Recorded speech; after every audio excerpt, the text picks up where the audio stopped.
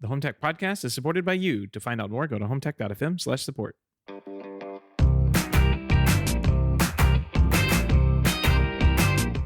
This is the HomeTech podcast for Friday, July 3rd. From Denver, Colorado, I'm Jason Griffing. And from Sarasota, Florida, I'm Seth Johnson. Jason, happy Canada Day. Happy Canada Day. That's right. We're recording on Wednesday, July 1st, and it's Canada Day. So to all of our brethren north of the border, happy birthday, I guess. I put the little funny cartoon there in the hub about I saw that. Americans not knowing what Canada Day is. Guess what day it is? It's 3 days until my birthday. That's right.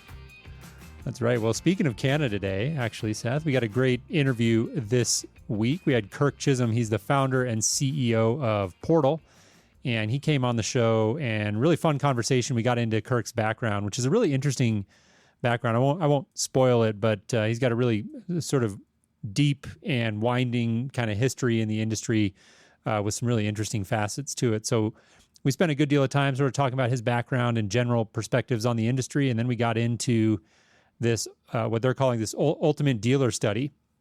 And this is a really cool project that they've kicked off there at Portal. They're a very sort of, it'll all make sense when you listen to the interview, what the tie-in there is with Portal and the company and why they're doing this survey. But generally speaking, it's a really in-depth dive into what they've identified as kind of the 16 steps or 16 elements of process that it takes to run a successful integration company, and they're doing this really deep dive and looking to share all of these insights and data that they're finding back with the industry. So it's a really neat project, and enjoyed chatting with him about it. If you're a home tech pro in the audience, you'll definitely enjoy hearing more about it. Yep. Really fun conversation and a lot of interesting tidbits and really, really good stories Kirk had there. It's very, very entertaining to hear him talk about his early days. So check that out. But Jason, what do you say first? We jump into some HomeTech headlines. Let's do it. CEDIA Expo Virtual will take place September 15th through 17th. According to a save-the-date email sent out from Emerald Expositions, the producer of the event, attendees will now enjoy high-impact, inspirational sessions covering the industry's hottest topics, have face-to-face meetings with brands, discover products, and most importantly, stay connected with the community. So, Jason, CEDIA, not happening live and in person, but virtually, September 15 and 16th. Save the date. Yeah. No major shock here. We all kind of knew this was coming when they announced the in-person event was officially going to be canceled. They had mentioned plans on a virtual event, so it's good to see them moving forward with it. We've got save the dates now, so we can all get that on our calendar. It says the 15th and the 16th will virtually host its education conference. So look forward to that. And then it says following the 3-day live event, the Expo virtual platform will be available on demand through the end of 2020. So I think that's great as well. Gives people an opportunity. One of the things we talked about is you don't have to travel now. So maybe this even opens it up to more people than could have gone before. And also having that on demand so people can go back and watch it after the fact. Pretty neat. So I think this is good. There was kind of a stream over the last couple of weeks about these virtual events. You've got Snap AV doing their, let's see, what are they calling it? Their Snap Pro Live has been announced, and they've got that scheduled, I believe. Let me look up the dates here while I'm doing that. Also, Google announced that they're going to have one. July 8th for Google. July 8th for Google. Yeah, gosh, they made the dates a little bit hard to find on here, so I apologize for that. But anyway, Snap AV, we'll have a link to that in the show notes. That one's coming up. Google, again, has theirs, and Crestron as well, looking to host or getting one of these on the schedule. Yeah, Crestron's September 15th and 16th as well. So if you competing a little bit with the CEDIA. Really? I don't know what to tell you, but there you go. They're still not part of the event. They are the event. So there you go. Yeah. Wow. Interesting. Yeah. So this will be the new thing. I mean, again, I think we talked about it before, and ultimately I think the key to these virtual events will be to look at them in their own right and avoid the temptation to compare them to in-person events, right? Like look at the virtual event for what it is. And I think it'll be really interesting to see what big organizations like CEDIA and big companies like SnapAV are able to do with these. So be on the lookout for more on that. All right, moving on from there. House Democrats yesterday, this week, unveiled a $100 billion broadband plan that's gaining quick support from consumer advocates.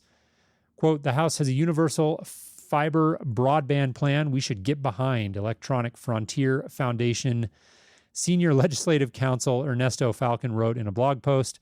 The House Majority Whip James Clyburn announced the Accessible Affordable Internet for All Act, saying it has more than 30 co-sponsors and invests $100 billion to build high-speed internet broadband infrastructure in unserved and underserved communities to ensure the resulting internet service is affordable. Fiber everywhere.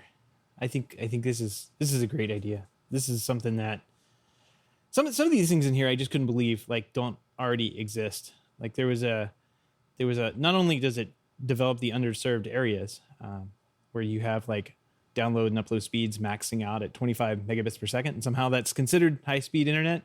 No, get fiber out there to those homes, equalize everything. But also, I noticed that in part of this bill, and that there would be a law that would be part of the law that passed. Like if you build a road or a highway or something, you go ahead and put the conduit in for the fiber at the same time. Yeah, that makes a whole lot of sense. It's I saw that too. It's that makes sense. Yeah. Why didn't anyone think of that before? We should have been doing this for years. We've been building all these dumb roads, and the roads can't do anything except move our product back and forth. But you still can't have high-speed internet out in rural areas because we weren't thinking, or just it comes down to cost. I guess at this point. Yeah. So. They call it the Dig Once Act or something like that is an element of this. But anyways, this has a ways to go. It's just a bill. It's got to get through our wonderfully unified legislative system right now. So, don't hold your breath. This thing probably has a lot of twists and turns to go before it gets there, if it ever does. But I generally think it's a great idea. We're behind here in the country. I feel like in terms of infrastructure, and we've clearly seen the need for that moving forward to make sure that everybody is able to get online and have access to high-speed internet. So there are cost elements and politics, of course, involved with all of this, but I think it's good to see these efforts being made. Just put the conduit in. Just put the conduit in. Just put the conduit in at least, right? Come on, learn a lesson from integrators here. Right, exactly. That's what I was just thinking. It's every conversation I've ever had. Your friend. I'll just put the conduit in. We'll make the decision later. That's right. All right. Well, big news coming from Microsoft. They announced that all their physical Microsoft stores will be closing. Change is part of a strategic change, and we'll see Microsoft push more effort and money into digital storefronts. Microsoft announced in the change this past week. This was pretty big, shocking news, I suppose. That all the Microsoft stores that if I go to the mall and see our Microsoft store that we have here, that has 5s and 6s of employees. I've never seen anybody actually in there buying anything. Sometimes I see kids playing games on the Xbox that they have out front, but otherwise, literally everybody's down the street, down across the way at the Apple store. It's almost embarrassing to kind of have those stores almost right by each other and see who is not in the Microsoft store and then who is at the Apple store. Yeah, it's really interesting because you see them and other than obvious stuff, the logo and look and generally of the store, it's like an identical model to Apple. And it's not like a small difference in terms of the foot traffic that you see. Like you said, they're often close together. We've got a couple of those here, at least one of those here in Colorado. I feel like I might be thinking of Los Angeles when I used to live there. But yeah, I've seen that. I've seen them close together, and you walk by Apple and it's just packed. And then you go by the Microsoft store and it's like cricket. So I don't know, for whatever reason, that just didn't work out. And I think they're branding this as a strategic change, probably a euphemism there, but good for them. Make the hard decision, cut your losses and go with a model that works for you. Yeah. And it's not like Microsoft doesn't have great products. They do have, they have good software. They have good, the Xbox is very popular among gamers who play that kind of stuff. The peripherals are great. Like we kind of had a long conversation in the hub about what Microsoft actually sold that was good. There's a number of things out there that they do well. But having a retail store, I mean, having a retail store today in the wake of COVID-19, like when literally everything's been shut down, and that Apple store down the way has like a line wrapped around, Right. Mickey Mouse line that you have to go through to get through. So like it's kind of I mean, definitely a strategic move, but I can't say I'm not surprised that it happened, but I can't say that I'm not surprised that like it happened now either. Right. In a bit of good news here, it says reports are that all employees from Microsoft stores will have a chance to stay with the company, according to a spokesperson. So that's good news. Yeah. By the way, Seth, real quickly before I shift to the next headline, I couldn't leave this loop open. I finally found it. Snap AV's event they've announced plans. They have not announced dates yet. That's why I couldn't find them. Gotcha. So they've got plans to have a virtual event, but dates are forthcoming. Shifting to our last headline here, in a filing this week, connected speaker maker Sonos noted plans to cut 12% of its workforce, in addition to closing some of its smaller offices and its garish showroom, according to this story, in Manhattan's Soho neighborhood. The move follows a letter to shareholders sent last month that acknowledged struggles stemming from a combination of closed retail storefronts and broader lowering of demand for its luxury audio products. Yep. Kind of in the same vein, retail taking a hit and these kind of specialty stores being kind of at the top of the list. I never understood this concept with Sonos. I mean, I guess they had to have a flagship store, but it was definitely an expensive property to have open there in New York City. And now I'm sure like not being able to open it, not being able to have traffic come through and look at the product, and then in kind of like everybody's laid off in general. Like this is not a good time to be selling a luxury product. I wonder what this means for the rest of our industry. Like, is this a one of those like signs, or is this something that's like a one-off type of thing? Yeah, I mean, hard to say, obviously, but I clearly what you're seeing here is fallout from COVID, even if maybe the writing was on the wall for, like we talked about, Microsoft, and Sonos was having some tough times even before COVID, but it does make you wonder, I don't see this as an existential problem to either of these companies. And I point that out specifically because I think that will be the case also for companies of all shapes and sizes. Like this will be an existential problem to some companies, of course, but probably for the majority of companies, the fat part of the bell curve, this whole thing is going to be tighten your belts, figure out where you can cut. I can tell you where I wouldn't want to be right now is in commercial real estate, like a commercial real estate holder. I think you're going to see selling office buildings. Is that what? Yeah, I think you're going to see a lot of companies go, wow, we were able to really make this work without, needing that office. Do we really need to be spending that kind of money? Right.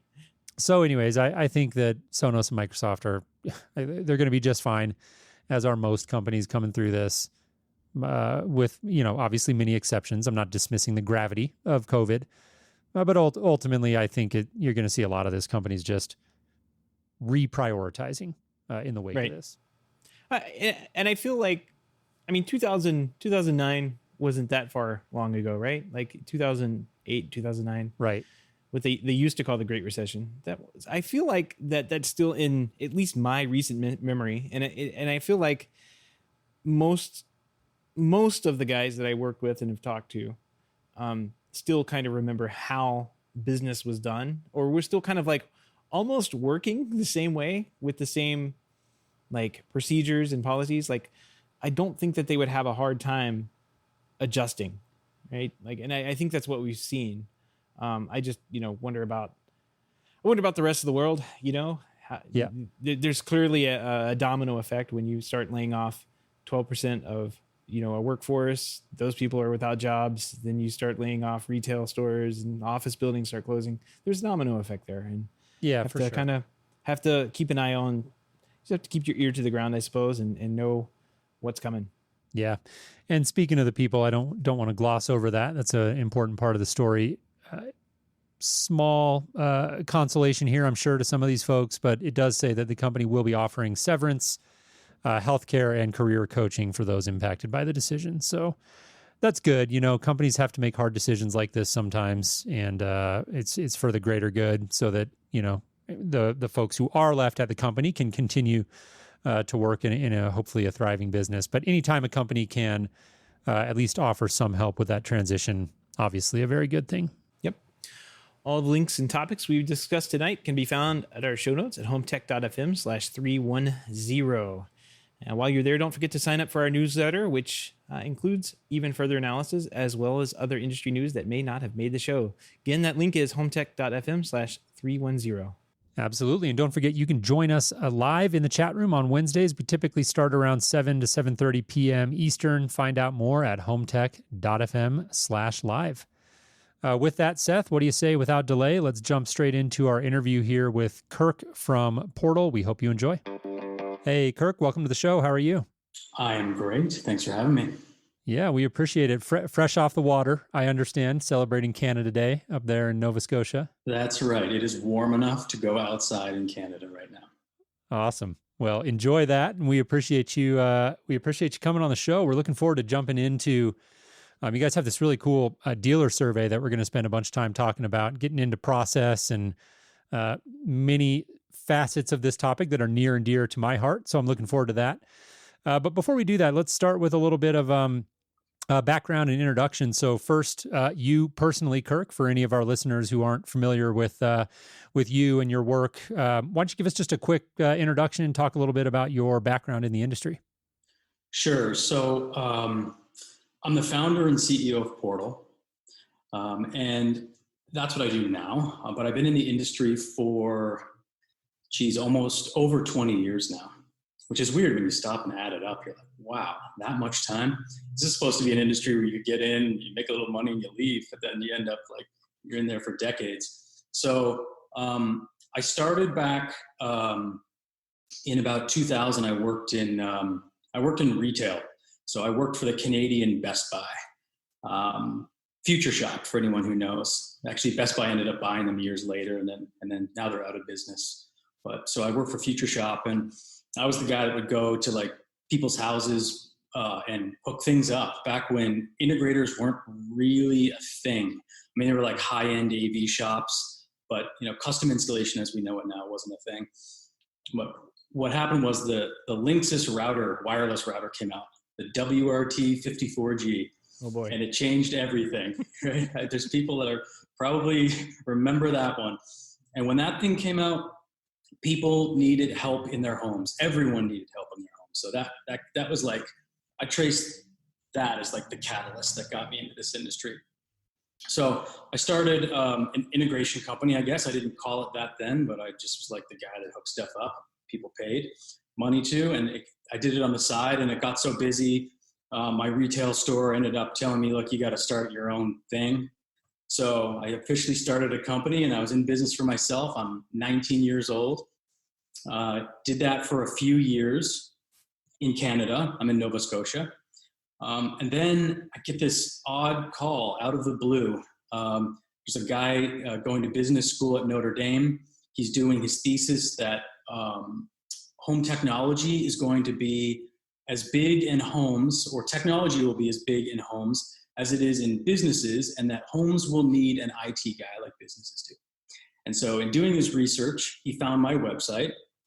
And at the time, I was one of very few companies that knew of Google and registered my website. And so like he's in Chicago and he searches and he finds me.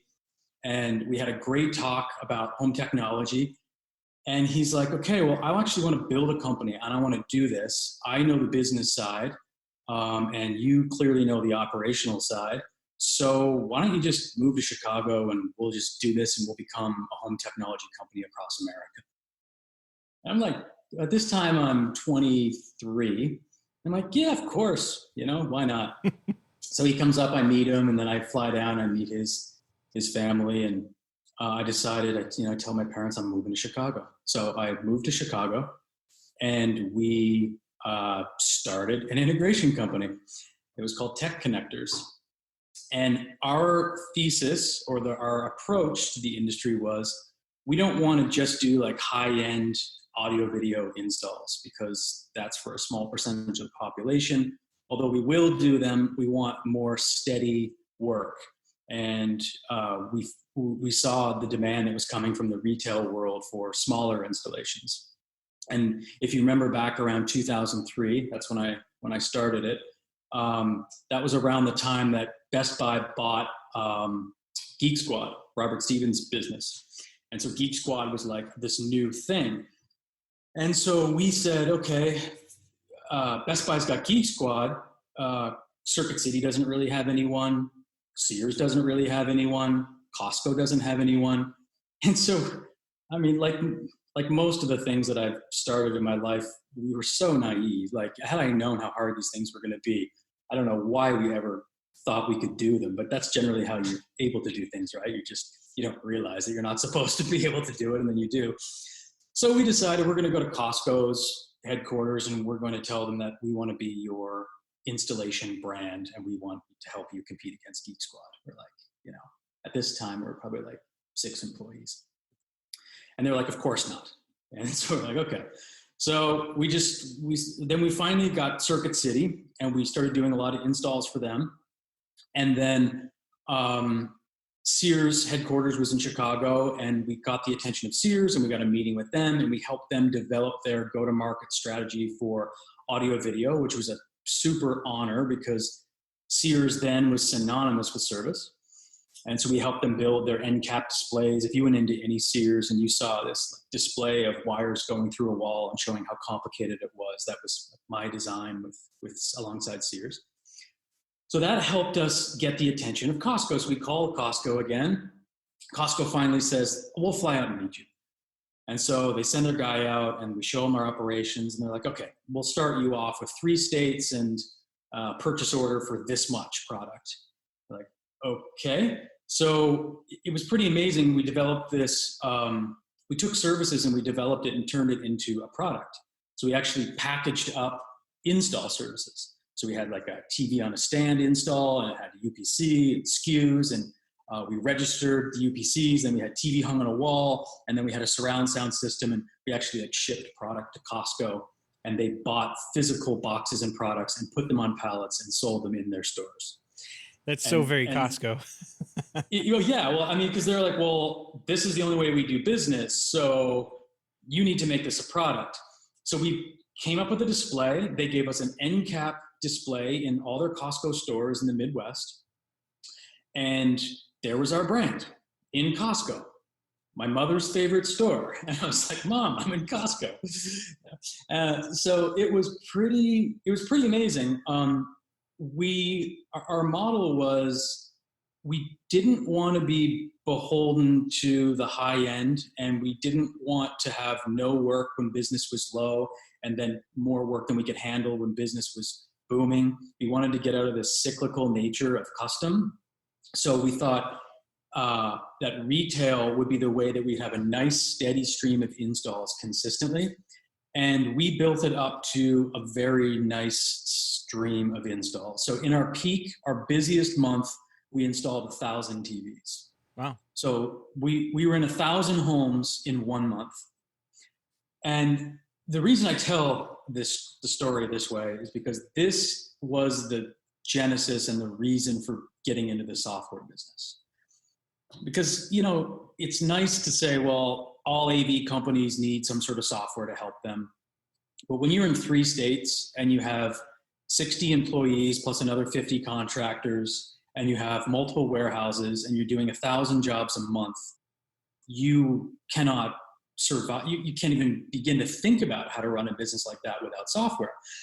And of course, at the time, there was nothing that could do what we needed, because we had a very complex business. We had to manage shipments to Costco and things like that. So I had built an internal software system. Now, I didn't build it myself. I'm not a coder, although I took computer science, but I knew enough to know how it got done, but I didn't actually code it myself. A good friend of mine did it. I'm more the design and process guy, as you're going to be able to tell later on. So I sort of was the architect for this is what it needs to do, and we built a cloud-based system. We can call it cloud now. The term cloud didn't exist back in 2003, and it did everything on the web. So to give you an idea, our guys would always work in teams of 2. They go to a job site, and we had the install system down pat. The drop cloth gets laid down, you put on the branded shoe covers, you do the checklist, you show the customer how it works, you copy all the connections. Mrs. Johnson's DVD player was connected to video 1 on the Sony TV. The button on the remote was TV video to switch the inputs, and we recorded all of this information. And then the guys got in their trucks, because what we realized was in Chicago traffic, you're wasting at least a half hour, 40 minutes getting between jobs. And when you're working on razor thin margins and doing jobs that start at $89, you have to take advantage of that time. So the cloud system we didn't build it to be, fancy or cutting edge or cool. It was out of necessity. We had to make sure that guys were utilized all the time. So they're driving between jobs. One guy's in the passenger seat. He's connecting the camera to the laptop, uploading all the photos of the job. He's entering all the inputs and how he connected the system. And he's swiping, he's either entering the credit card or he was swiping the credit card in his phone on the job site. So back then, 17 years ago, we were swiping credit cards in cradles on our Nextel two-way. You remember those two-way walkie-talkie Nextel phones? That's what we had. And they had these cradles, and we were swiping cards and taking payment. So it's funny because I tell this and it seems so cutting edge back then. And then you fast forward 17 years and you think, well, everyone must have something more sophisticated than that. And it's like half of dealers still don't have that. Right. And so it became my mission to figure out how to get the basics and solve the big problems for the entire industry. So in 2009, for anyone that was in the industry back then, they know that it was not a good time. The economy fell apart.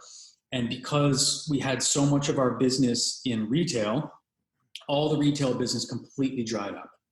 So we had a custom division as well. It was our retail business was like a feeder system for our custom. So whenever we got a nice custom job, we pull our best techs out of the retail work. They'd go do the big Control4 system. They'd come back and then they'd go back and they do the retail work. So we never had a problem with utilization. But 2009 hit. Costco contract ends because no one was paying for services. Circuit City, well, you know how that ends. They didn't go out of business in 2009, but they eventually did.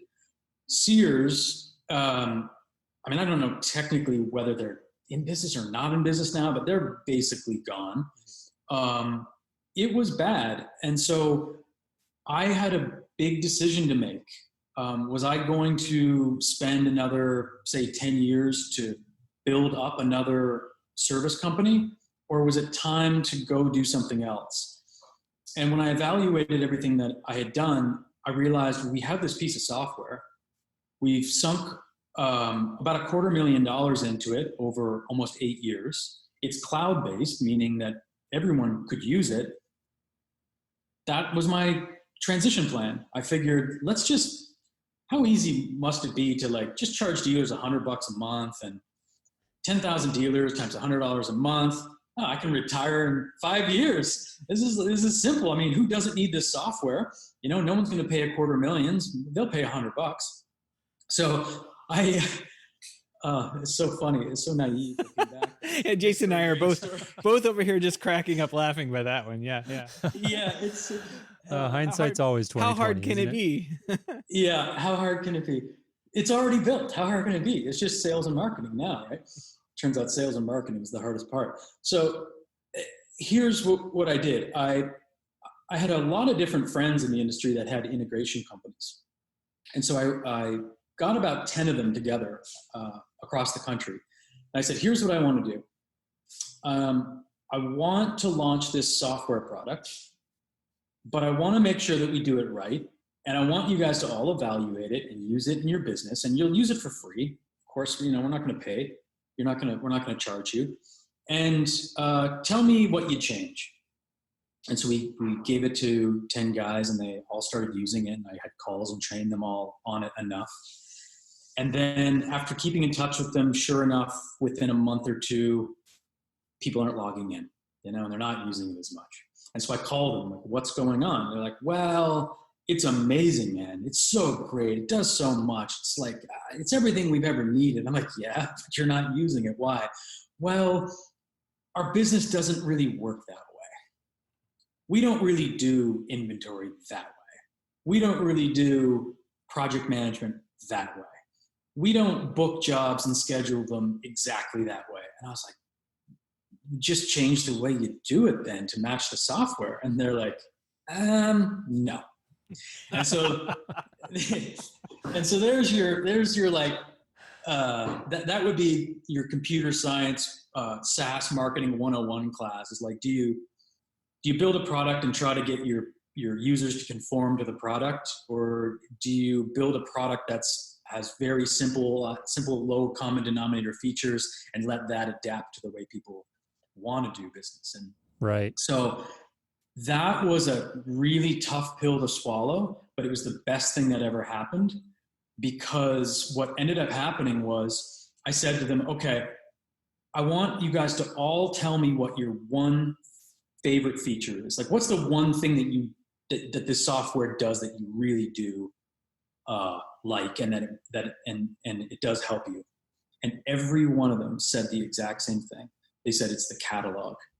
The fact that, like, when I enter the new Control 4 SKUs in and the pricing, that everyone else benefits. And then when the new price sheet comes out for whatever and they enter it into the system, I benefit. And we're basically like sharing all this data entry, and we have like one central repository on the web for all of our products. That we would love, and we'll still use it. And I'll still use my proposal software, but I can like refer to that to get all the data. And so I thought, okay, as tough as this is to hear, that I'm going to essentially flush $250,000 into fully baked software down the drain, I need to listen to the users. Otherwise, we're not going to get anywhere. And so I threw away the software basically and built a new one from scratch. And it was called Supply Stream. And so if anyone remembers, we launched at CEDIA in 2013. And that was 2 years after I decided to go full on into this business. It was 2011 when I started building Supply Stream. And I thought, I'm going to build this thing underground. I don't want anyone in the industry to know. I'm not going to take out an ad in a magazine saying this is the greatest thing. We're going to build it. We're going to revolutionize. I was sick and tired of people talking about how they were going to change the world, and then they never do. It's like, let's just build it, launch it, and then see what people think. So we launched in 2013. People came to our booth at CEDIA, and they were like, who the hell are you guys? What is this? And then we had like 3 Mac screens set up in the booth, and we had this catalog just sitting there, and people came up and they just started playing with it. And they're like, oh my God, what the hell? Wow, everything is here. And I was like, yeah, everything. Like literally everything in the show floor right now, every SKU, every image, every description, it's all on this one catalog. And it took off. Like we solved the one problem I think that had been lacking in the industry. Was proposal software wasn't inherently difficult because proposals are hard to build. It was difficult because you had to maintain it with all the software. Purchase order software wasn't that hard to build. I mean, it's just line items, email, send it off to someone. What's hard is the data, right? So we figured we'll solve the data, and that could potentially unlock the difficulty for so many people. And so that is how we started. It was Supply Stream was a catalog.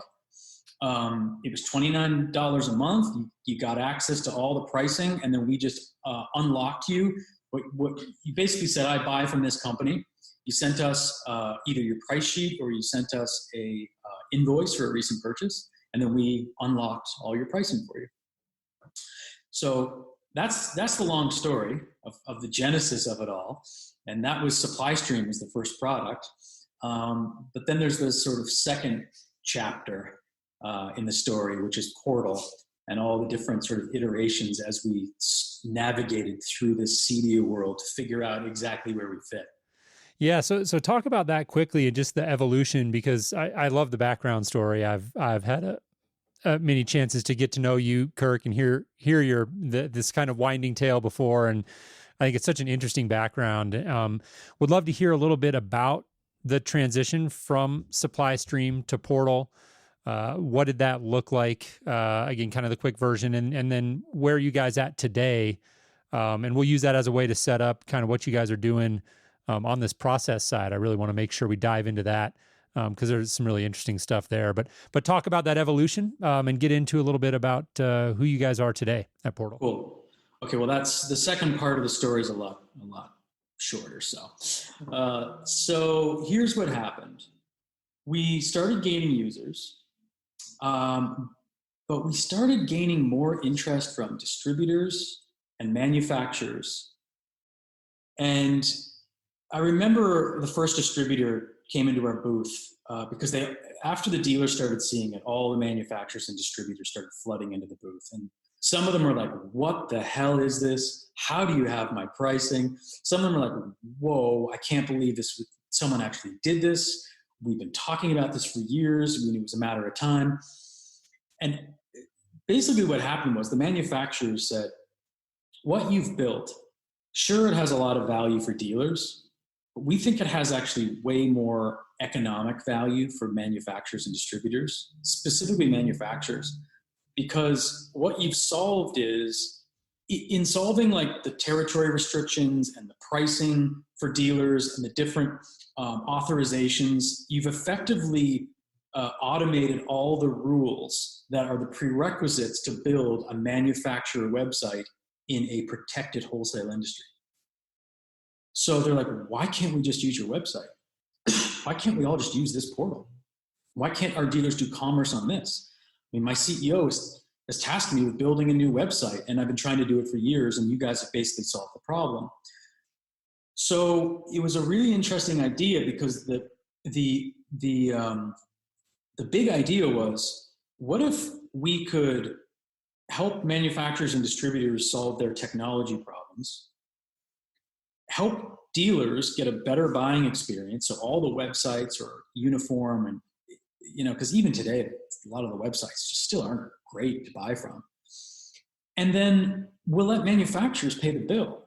And so now there's no monthly fee for dealers. Let them pay when they get orders. So manufacturers paying for the subscription is a heck of a lot cheaper than sinking millions of dollars into websites to build their e-commerce platform. It seemed like just a complete no-brainer. It was a win-win-win for everyone. So then we tell the story to our investors and they love it. I mean, it's just a perfect match. So we raised quite a bit of money and we built this marketplace that allowed dealers to make purchases. The problem is that's not what dealers really wanted. Dealers loved more than anything the data and the proposal tool that we had built. And so we ran in this direction of building a marketplace for almost 3 years, and it just didn't get the traction that it needed. We were really aggressive at building it because we figured once it gets traction, it will be the place that all commerce happens. So we made a really tough decision at the beginning of 2019. It was about a year ago, a little over a year ago now, to shut down this marketplace. And the shift that we made was back to our beginning. We went from a marketplace model back to becoming a SaaS product. And now we are purely a SaaS product again. And we're focused on building the easiest proposal software for dealers. And so we became profitable naturally and got out from underneath our VC funding last year. And now we're on an accelerated rate of building the features that dealers have been asking us for years. And as a part of that, this new sort of, I call it a renaissance internally, because it's like we're starting over, but we're starting from a place where we really know who we are. One of the projects we decided to do is to canvass our dealers and start calling them and really get to know their business and make sure that our roadmap was going to align with theirs. And at the same time that was happening, I was following these Facebook and other forums online. And every week I'd see this question like, what is everyone using for software to solve this problem? And what's everyone using to solve their project management problems? What's everyone using for this problem? And there was something about it that was like just rubbing me the wrong way. It's like they're not asking the right question. What is it about this that doesn't work? Because people would chime in. They were like, I use, let's say, D-Tools, and it's the best, and I've used it for 20 years, and there's nothing better, trust me. And it's like, okay, he's probably right because it works for his business. And then someone else would chime in, no, not D-Tools, use iPoint, or no, not iPoint, use this, or no, use Portal. And this is not the right way to answer this question. This is sort of like the state that the country's in right now, where everyone wants a simple answer to really complex problems, And so when I talked about it with some dealers and then internally, what we boil it down to is that the problem really that dealers have is they're asking questions about process. Underneath it is questions about process, but on the surface, they're thinking that their solution is just give me a silver bullet piece of software to solve all my problems. And so we said, let's change this conversation a bit. Let's, instead of making it about what software solves my problems, let's start with what problems do you have? And in order to answer the question, what problems do I have in my business, you have to break down your business into the different stages of your process, right? So that we can really hone in on what that we call it the biggest constraint, whatever the biggest constraint you have is right now. So Josh and I, Josh, our president, we hopped on calls with dealers and we said, tell me how you run your business from beginning to end in excruciating detail. I'm talking when the phone call comes in, where do you enter that contact? Do you enter it in your iPhone? Do you enter it in QuickBooks? Do you enter it in your software? After you get the contact, how do you go to the job? What do you drive to the job in? What kind of van do you have? We went through everything. And we got through one dealer interview and we said, okay, there's clearly 8 steps to running a company. And then we did another interview and another one. And okay, there's clearly 10 steps to running an integration company. Right? There can't be more. And then after we got through about a dozen of them, we're like, all right, there's 16 steps. There's 16 distinct process steps to running an AV integration company. So after talking to these dealers, we realized, wow, this is a lot of fun. And there is so much information in here that other dealers would love to hear. And so we decided to organize it and methodically build a survey that would allow us to scale this type of interview, because we couldn't call and interview every dealer in the industry. And we have it boiled down to 16 process steps. And we're calling it the Great Dealer Study, or the Ultimate Dealer Study, I think is what our blog says. It turned into, and what dealers have coined it is, they call it process therapy. And they call it process therapy because they're like, man, after getting through this interview with you guys, or after filling out just your survey on my own, I cannot believe how much I learned about my own business. Interesting. And yeah, and it's not what we expected. And so I called Jason and Joey, and I'm like, guys, here's what we're working on, and this is what happened, and this is how dealers are reacting to it. What do you think of it? And of course, Jason and Joey were both like, oh, we're process people. This is pretty cool. I said, we should do a podcast on this, because I think dealers, we should get as many dealers as possible filling out this survey, because we're going to organize all this information and we're going to get it back to the industry in an organized way, so dealers can sort of look at kind of a roadmap of what are the best practices and how could I tweak my business, and what software are people really using. And it turns out they're using a lot of pieces of software. Yeah. Yeah. Right. But I mean, and that makes sense too, because if you think about how a company organically springs to life, right? Like, go back to your example. You were just, hey, can you do this? Yes, I can. And here you are. Now I've got to figure out how to do my finances. Now I've got to figure out how to track 1,000 jobs coming in. Like organically, you have made a company that works for you, but it doesn't work for the next guy sitting in the next seat over at CEDIA. So like it's a very difficult. That's kind of the thing that I've always looked at when those Facebook type questions have come up. Is it how do you homogenize this process to the point where you can have these types of conversations? Because everybody is different, and guess what? Everybody's right. Like there's no wrong answers because you're still in business. You must have been successful. So you can't be wrong about how you're doing this. So I've definitely found this conversation to be interesting to actually see how you've started your business, a couple of them here, and how you've taken feedback and iterated on them, at least from the dealer space here a couple times now that you've gone over that, like how you've taken either feedback into the business or feedback from your customers and created software or solutions to help them. So it's something that I'm definitely love keeping up with. So I'm definitely loving this conversation. What are some of the areas, like either software or processes where you see the most like people coming together on, like, or concentration of consensus? Consensus. Yeah, because it's not. Yeah, consensus is the best word for that, and I think. Consensus, commonality. So we call this a study and not a survey, because we're not just going to ask a bunch of questions and just dump the results. We're really going to chop it up and do it like a proper scientific study, because if I'm a company that's 20 employees, the way I run my company is not how we would suggest that a company that's 3 employees should run their company. And so we look at it through that lens. Those are the 3 buckets. So like we slice up dealers into 1 to 3, 4 to 10 employees, and then 11 plus. And I think I even have a breakdown so far. We've got a little over 100 results on the survey, and it breaks down right now to 32% of the respondents are 1 to 3 staff, 55% are 4 to 10, and 13 are 11 plus. And so when we give this information back, we want to do it in those buckets so that it's relevant.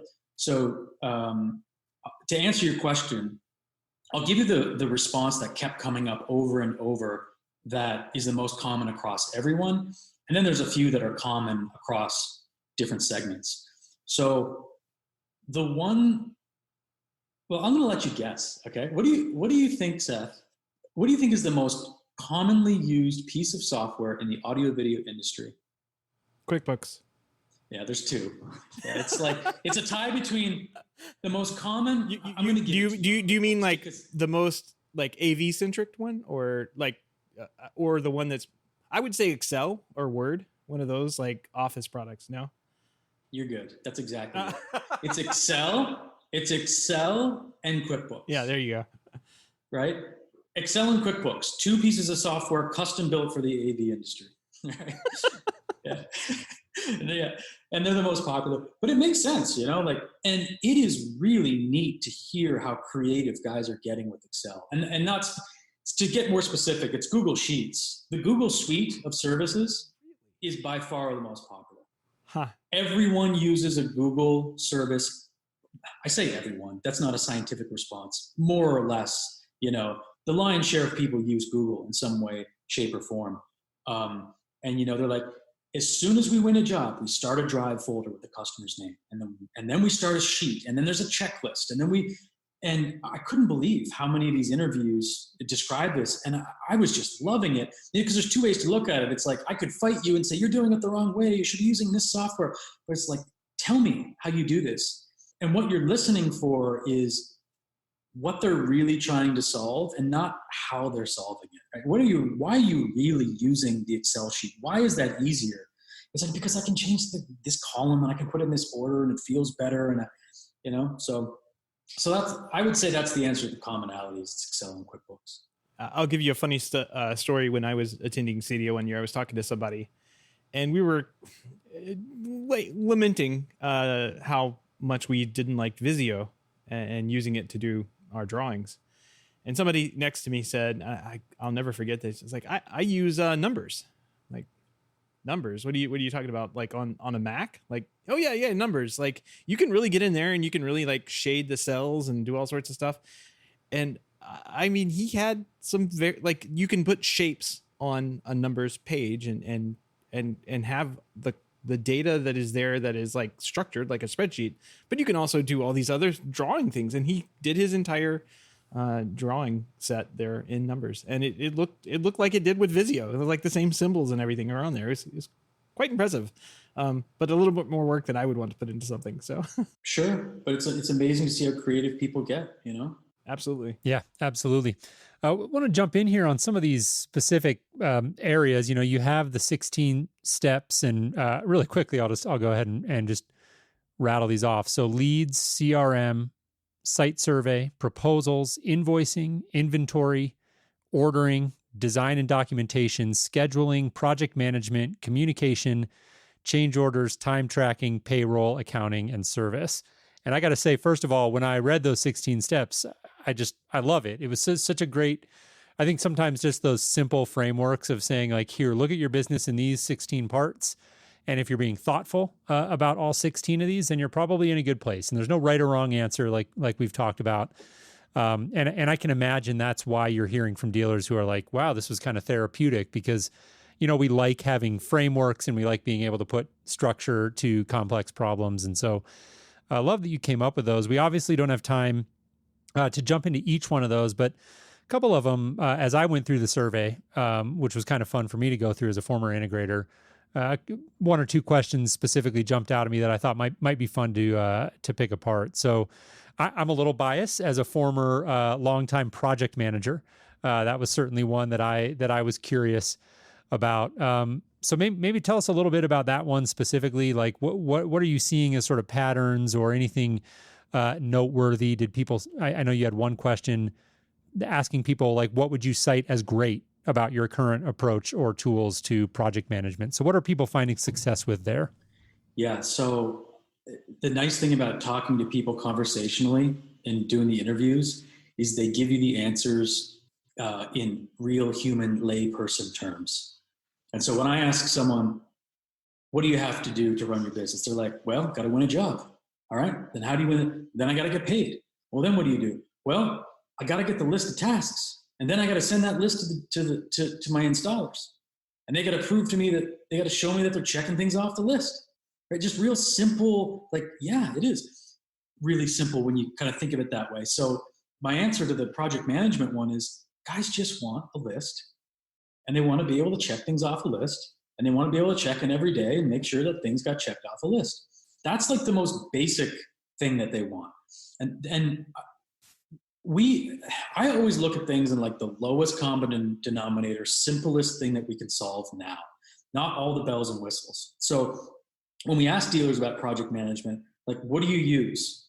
I fully expected people to talk about the different project management software tailored for our industry because there's some pretty amazing things that it can do.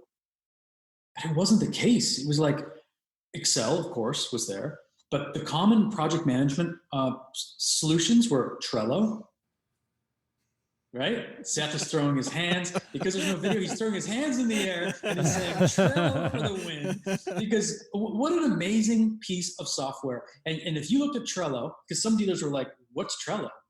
Go look at it and be thoroughly unimpressed with how sophisticated it isn't, okay? And then start using it and realize how incredible it is, right? It's a classic Kanban system that worked for Toyota decades ago. When I'm done something, I move it from one column to the next, right? So Trello was a really popular one. Asana was another popular one. And then Zoho was one that's starting to get, dealers are starting to hear about, and the word is starting to spread about Zoho, and they're trying to figure out if they can integrate it, but that's sort of like a full suite. But yeah, basic task management. That was... Got it. Yeah. Well, you've got two big Trello fans here. I'm still a fan of Trello, although as listeners to the show will know, I'm starting to migrate into a tool called Notion. I'm not sure if you're familiar with it. Pretty popular, I think, and it has a lot of elements of Trello, but some different approaches about it that I think make it a little more flexible and powerful. So for any integrators out there listening, curious to go check out new tools, I think Trello or Notion are great. I've had a lot of success with both of those. Trello was my go-to for many, many years as a project manager in the industry. So great piece of software. Yeah, I've never even heard about Notion, and that's like a new one for me. That never even came up. It's relatively new. It's relatively new, and I think very popular with like tech companies, like sort of the Silicon Valley scene and all that. But as far as in our industry, I haven't heard a lot of people talking about it. We've adopted it at OneVision, and I could totally geek out and talk about it right now, but I'm going to avoid the temptation. But go check it out. It's a really powerful, flexible piece of software. I think Trello is one you can pick up and start using much quicker, in my experience. Notion took me a little bit longer to really grasp, but yeah, it's a really neat tool. I'm going to cherry pick a little bit here and go to another one that I was particularly curious about, communications. I know that when I was an integrator, we were really still using text and email almost exclusively. We had started to dabble with Slack. How much were you seeing in terms of adoption with tools like Slack and Microsoft Teams versus just using sort of email and text and things of that nature for communication? This one really surprised me. I was sure that we were going to see at least half or a third of dealers using Slack, because I can't imagine running my business without Right. Slack. I cannot imagine it. And again, it's sort of like Trello. When you explain it to someone, they're like, I don't get it. Is it like chat rooms? It's so simple. Like it doesn't seem game changing until you use it. I'm going to say that almost no dealers use Slack. It blew my mind. And the answer was for communication, text and email. And some dealers, though, the ones that were a little more sophisticated with communication, used email management systems where they would, sort of capture the email and let you reply to multiple through multiple inboxes, and it would share the responses out to different other inboxes. So like full transparency for shared inboxes. I forget there's a popular one that does that, but that was an outlier, right? Like it was the old-fashioned way, and like when a lead comes in, what do you do with it? What do you mean what I do with it? Well, what do you do with it? Like where do you enter it? In my phone. Like, okay, it was the phone. And when your techs need help on site, like how do they communicate back to the project manager or whatever? And they would stare at us like, what do you mean? They call me or they text me, right? Or service. Okay, this is one that you might really like. Well, you definitely will like to hear this one, Jason. For service particularly, when we asked people about service, we said, how do you manage your service? Almost everyone said text. They're like, the customer, they get my number and they just text me when they need service. I was like, wow, that is an area where you could improve, So there's, I don't know, there's two ways to look at the communication answer. There's if it ain't broke, don't fix it, it works. Or maybe there's, we're thinking about how we evolve communication with Portal so that it uses the momentum of how dealers want to interact via text and email, but allows them to do it through Portal in a way that doesn't force them to change their habit, but gives them all the same benefits of how to aggregate all that information so everyone can see it. So it got us thinking about that. But I think that's going to be tough to get people to switch how to interesting stuff. And I appreciate you bringing up service. We're running up against our time a little bit, but I did want to talk about that one specifically. Obviously, another topic that's near and dear to my heart, given my work at OneVision. What other interesting takeaways did you find in the service category? You talked about communication there and lots of reliance on text, and that's certainly a topic that I could dive into and speak about. Very, very common. I know when I was an integrator, I had lots of clients texting me. Lots of challenges there in terms of scaling it up and growing the company and just your own sanity and all of that. But what else? What did you guys see specifically in that category of service maybe that surprised you? I think the most common response, and I'm going to sum it up in one word whenever we brought up service, and this is going to be, I don't know, shame. Shame is the word that comes up. Everyone would answer it this way. Yeah, I know we should be doing better. We're leaving an opportunity out there. We looked at the different pieces of services that are out there now, but we just haven't gotten around to it. And I know it would help me. And man, I'm glad you brought it up. And we need to look, I'm writing that one down. We need to look back into that one. And I was like, if nothing else, if this conversation highlighted all the things that you've been ignoring that you feel bad about, then this is worth it. But with service, so I'll give you some hard numbers actually about service.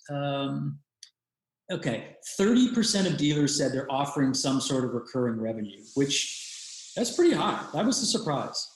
But that also means 70% weren't.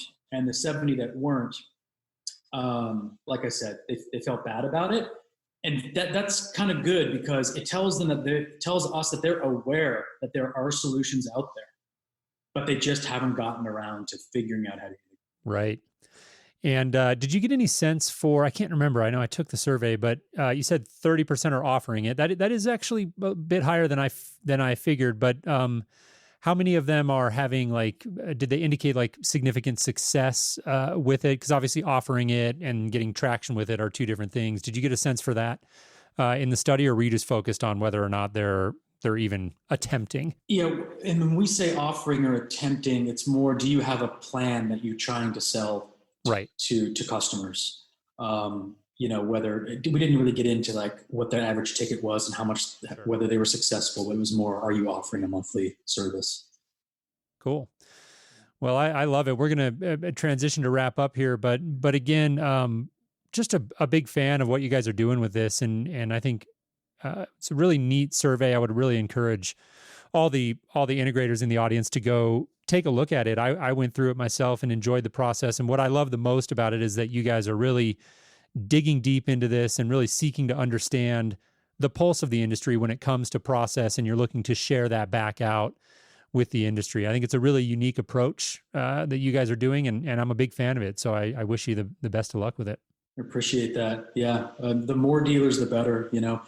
My dream is that one day on the forums, when someone says, what software are you using for this? The answer is essentially a sticky, which is a link to the study results that we want to leave as a living, breathing thing. We're thinking that we'll continue to do this perpetually and always have updated results. So if you're a 5-man shop, you can go look and you'll see a full list of all the different pieces of software that are most widely adopted. Very cool. Very cool. Well, I guess one thing we need to do is get people filling out that survey. So we're going to go ahead and put a link to that in the show notes. Kirk, if anybody wanted to reach out and touch base with you directly, what's the best way they can do that? Email is probably the best. Kirk, Kirk, at portal.io. Kirk at portal.io. Excellent. And Kirk, thank you very much for taking the time to sit down and chat with us about all of this. This has been a very fun conversation. Jason and I have been here smiling and agreeing, and I think this is the most nodding heads that we've had of any show that we've ever had. A lot of good stuff here. I wish we had more time. We could talk for the whole day, but yeah, we probably gotta end it somewhere. Yeah, absolutely. Well, thanks, Kirk. Definitely keep us posted, and we'll look forward to seeing when you guys are able to share this back out. Maybe we'll talk about it a bit more on the show once you guys are able to do that. So thanks again for coming on. Appreciate it. Thanks, guys. All right. Well, that'll do it for our interview with Kirk. And again, really enjoyed it. I'm a process guy at heart, and there was so many elements of both that conversation and, like I mentioned in the interview, I went and took the survey myself and have watched some of the video clips that they have of talking with dealers that he alluded to. And it's all great stuff. I think anything that can be done to sort of raise awareness around tactics and principles that you can use to run a better company is great. As we alluded to in the interview, there are no right or wrong answers, but it'll be really exciting to see them be able to share this information back out with the industry, and hopefully everybody can be better for it. All right, Seth. Well, pick of the week this week is yours. Well, I'm going full Canada mode, and picking for the pick of the week Hamilton the musical, which will be on Disney Plus on July 3rd. There you go. Yeah. Nothing at all related to Canada in this case. But by the time the show comes out on Friday, you should be able to go to Disney Plus and stream one of a really good musical. And from the original cast, like towards the end of when they were actually on Broadway there.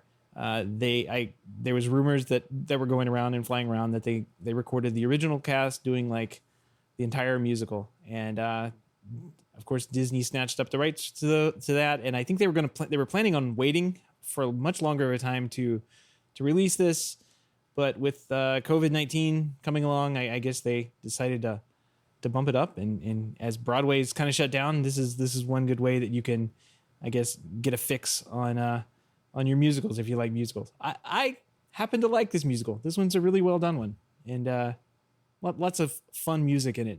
The entire thing's musical. What about you, Jason? You like musicals? Yeah, I'm not huge on musicals. I've heard a couple of songs from this one and have liked them. So I'm intrigued. This is one that I may watch. Expand my palette a little bit. It's actually a good one. It's got history. History's in there. Some wild times in the exactly. Yeah, and I'm a history geek, so it's got that element to it.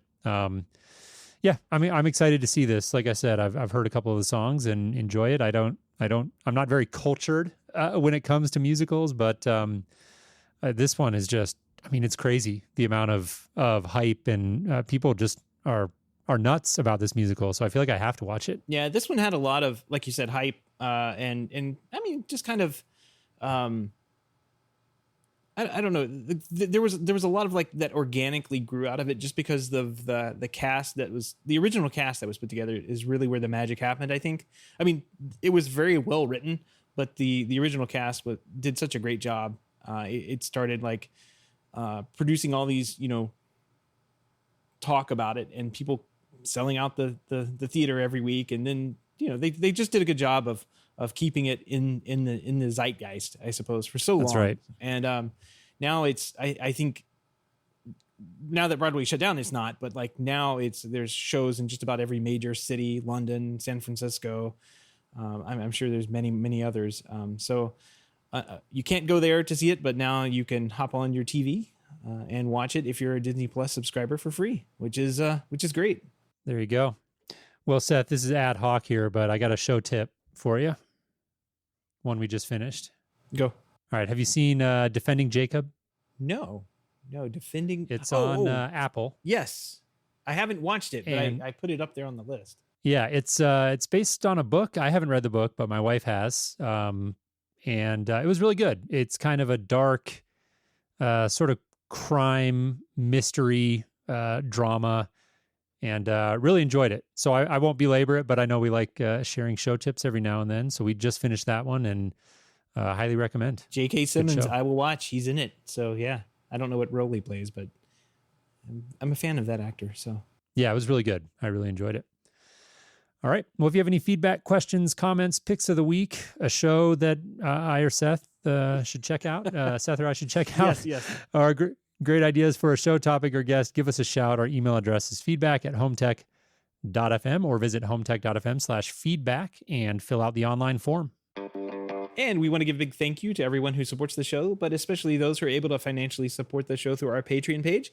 If you don't know about our Patreon page, head on over to HomeTech.fm/support to learn how you can support HomeTech for as little as $1 a month. Any pledge over $5 a month gets you a big shout out on the show, but every pledge gets you an invite to our private Slack chat, The Hub, where you and other supporters of the show can gather every day and talk about Microsoft peripherals and mice and Word. All kinds of good stuff there. And if you're looking for other ways to support the show and you enjoy what we do here at the podcast, we would really appreciate if you would take a few minutes to leave us a positive review on iTunes or in your podcast app of choice. Those positive reviews definitely help more people find the show. So if you could please take a minute to do that, we would really appreciate it. Yep. Jason, we definitely have a cultured crowd in the HomeTech Live chat tonight. We have Greg suggesting that we should watch The Blues Brothers, which is a good musical. And then, of course, South Park the movie, which is definitely a musical. They have a lot of music in it. Plenty of good songs come from that movie. Yeah, no doubt. No doubt. Is the Book of Mormon, is that a musical? Would you call that a musical? Oh yeah, no, it's a Broadway show. Yeah, that one, which I'm just showing how uncultured I am. But that one I did see on Broadway, and that was a really fun show. I saw that one here in Sarasota, and sitting next, I somehow, I ended up on like one of the first few rows of that show, and I don't know if you know anything about Sarasota, Jason, but there's a lot of retired people here, people in their 80s. No. And they were there. And there's some songs right at the beginning that were just kind of like, oh, this is what we're in for. And oh yeah. and I don't know if they were expecting that, but it was quite funny. It pulls no punches, right? Not at all. All right, cool. Well, that'll do it for our show this week. Had a lot of fun, Seth. Thanks for covering while I was out last week. Had a nice quick trip with the family, and hope you and everybody listening have a great 4th of July. You got any big plans? I'm just going to hang around the house. I mean, it's really, I don't know. I'm going to hang around the house. I'm going to go buy a bunch of fireworks and then try to set the backyard on fire, because that's... Go blow some stuff up. Yeah, that's the American way. That's right. That's right. Cool. All right. Well, have a great holiday, great weekend. Stay safe, and thanks for listening, everyone. All right, you too. Take care.